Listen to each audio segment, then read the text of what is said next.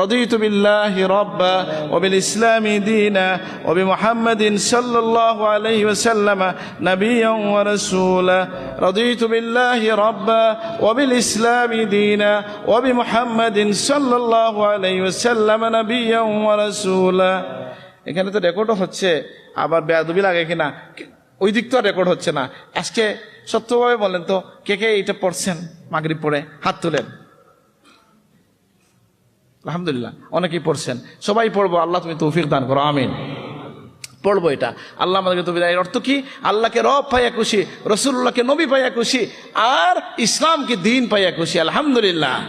এই কথা ব্যাখ্যা করলে তো 1 ঘন্টা করা যায়। কেন আল্লাহর উপর আমি খুশি থাকবো? বলে এই জন্য আমার দাদা সাহেব তালিম না, এটা তালিম না, আমার তো সেই যোগ্যতা নাই।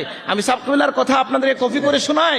তিনি বলছেন যে মাঝে মধ্যে চোখ বন্ধ করে যদি মুসল্লায় বসে নিজের জীবনে আল্লাহর দেওয়া নিয়ামতগুলার কথা কল্পনা করো, ভাবো, তাহলে তোমার দিল নরম হইয়া আল্লাহর প্রতি ঝুঁকে যাবে। সুবহানাল্লাহ।